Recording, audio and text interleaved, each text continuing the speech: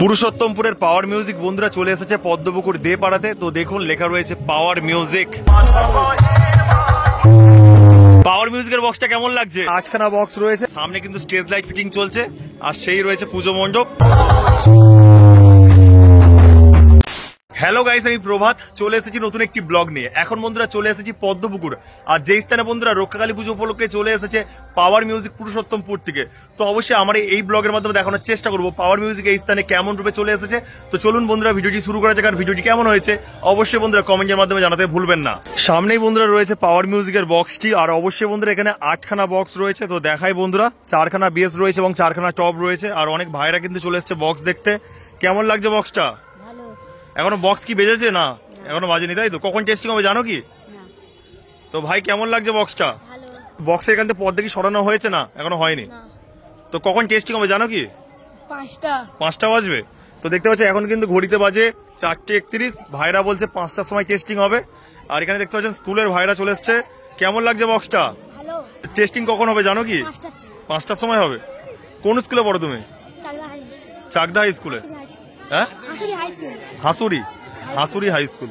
তো দেখতে পাচ্ছেন এখানে অবশ্যই বন্ধুরা দেখতে পাচ্ছেন 8খানা বক্স রয়েছে, 4খানা বেস রয়েছে এবং 4খানা টপ রয়েছে, আর পিছন দিকে কিন্তু হরেনের এক পিস রয়েছে, লেখা রয়েছে পাওয়ার মিউজিক। তো অবশ্যই বন্ধুরা এটা হলো 4/4 সেট আপ, কেননা বেসে 4টি করে স্পিকার রয়েছে এবং টপে 4টি করে স্পিকার রয়েছে। তাছাড়া বন্ধুরা এটা হলো 18/15 সেট আপ, কেননা বেসে রয়েছে 18 ইঞ্চি স্পিকার এবং টপের মধ্যে রয়েছে 15 ইঞ্চি স্পিকার।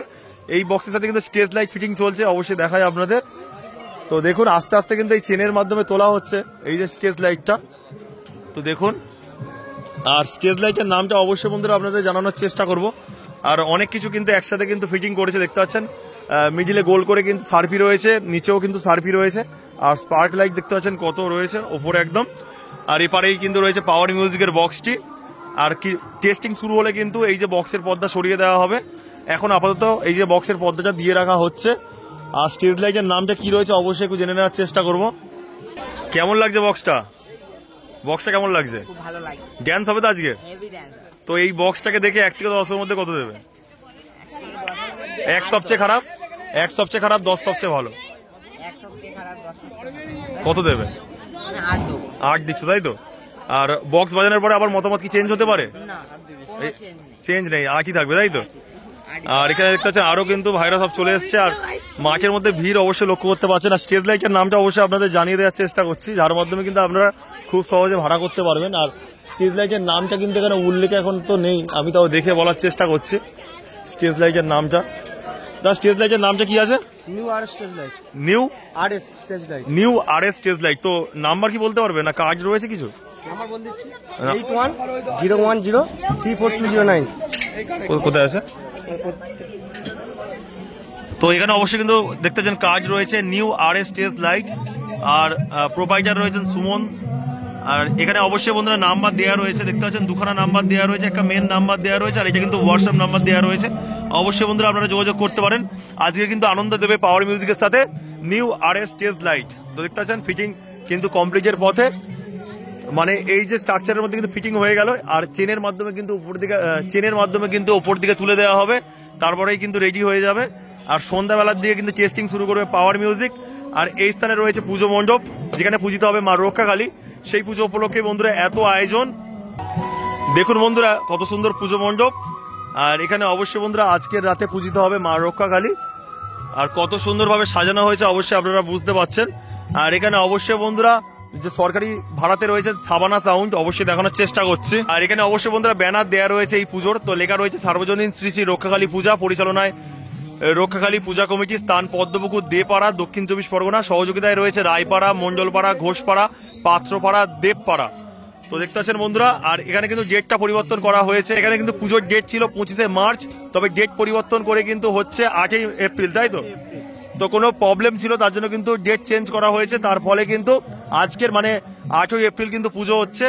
আর সেই উপলক্ষে বন্ধুরা রয়েছে পাওয়ার মিউজিক। তো দেখতে পাচ্ছ কমিটির দাদা ভাই রয়েছে। দাদা কেমন লাগছে? কটার মধ্যে পাওয়ার মিউজিকের বক্সটা টেস্টিং করা হবে? ঘন্টাখানেকের মধ্যে। তো ডিজি দিয়ে কি করা হবে নাকি না ইলেকট্রিকে? ডিজি দিয়ে, তাই তো? আর আপনাদের রোড শোর জন্য কোন সাউন্ড রয়েছে? অভিজিৎ সাউন্ড। আর এমনি এই যে পাড়াতে যে মাইক গুলো রয়েছে কোন সাউন্ডের রয়েছে? দাদা সাবানা সাউন্ড, তাই তো?